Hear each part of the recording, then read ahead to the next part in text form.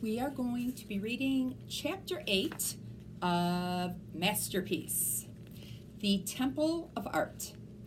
In his entire life, Marvin had never been outside the Pompidets' apartment. To be fair, he had crawled onto James' window ledge once or twice.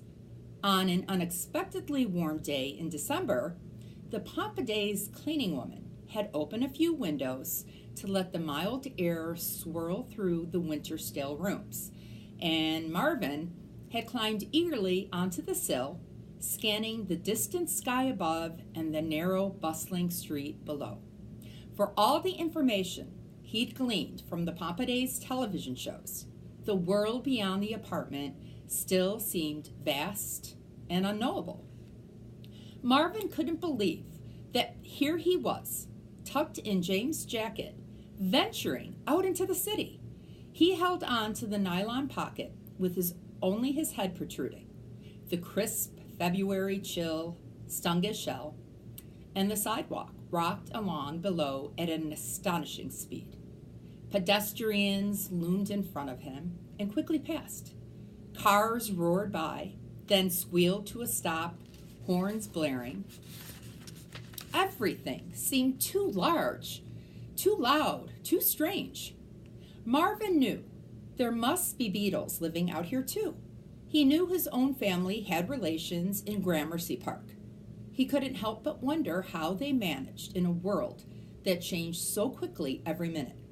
The city was full of danger and life. Marvin felt dizzy with excitement.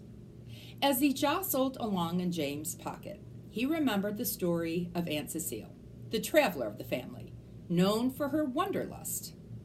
One summer day, she'd absconded from the kitchen with a used tea bag, opened one end to meticulously empty the contents of the pouch, and then used it as a parachute to leap from the living room window, holding fast to the string.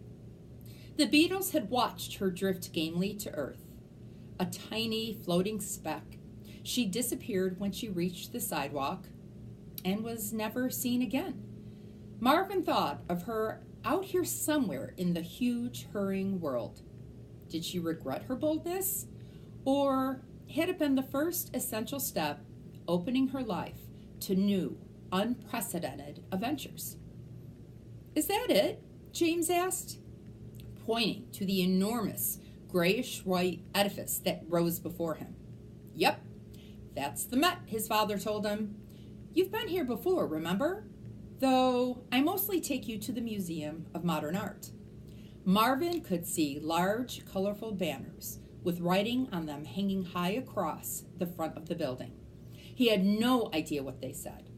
As easy as it was to understand human speech, and even to eventually figure out the concept of human time, it had proven nearly impossible for the beetles to decode their writing. A written language was something the beetles had no use for among themselves, but Marvin now realized just how helpful it could be. Why, if he knew how to write in James' language, just imagine all the interesting, important things he could tell him. They climbed the long sweep of stone steps two at a time, with James cupping one hand protectively over his pocket.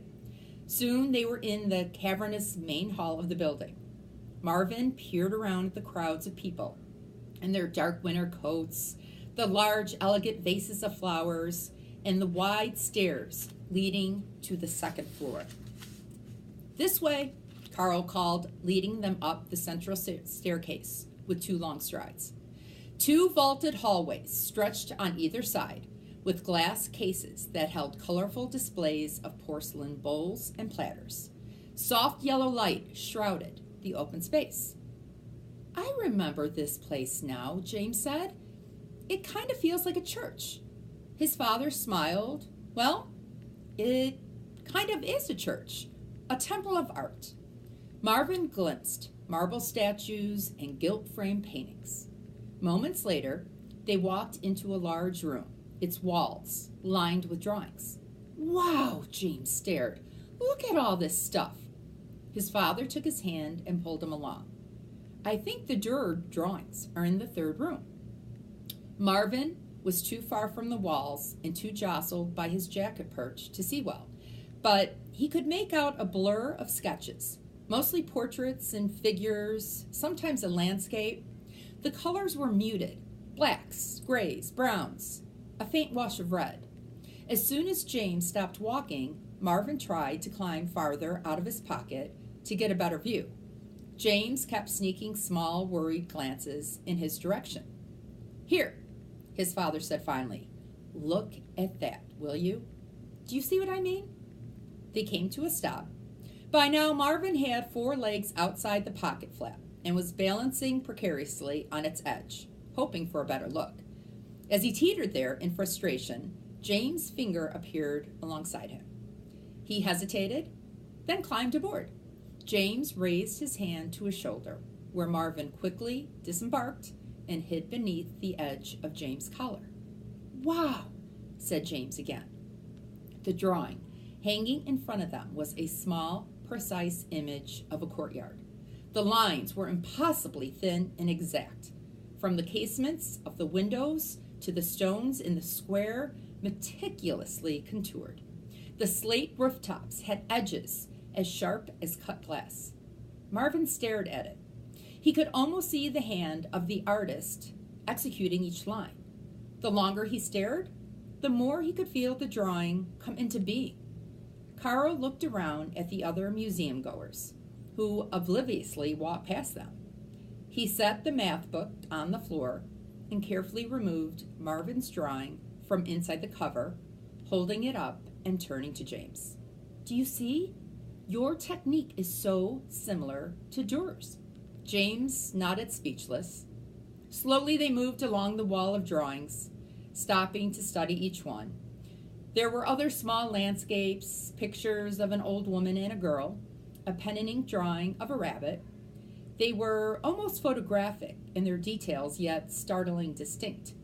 The faces looked like real people, Marvin thought, with the ruggedness of noses and chins, expressions full of feeling. Near the end of the wall, James stopped. "Look at this one, Dad. It's so little. What's it supposed to be?"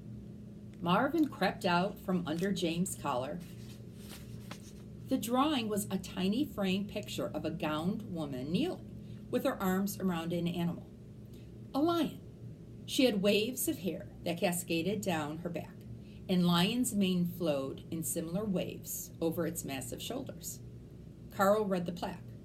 It says it's one of the 4 cardinal virtues.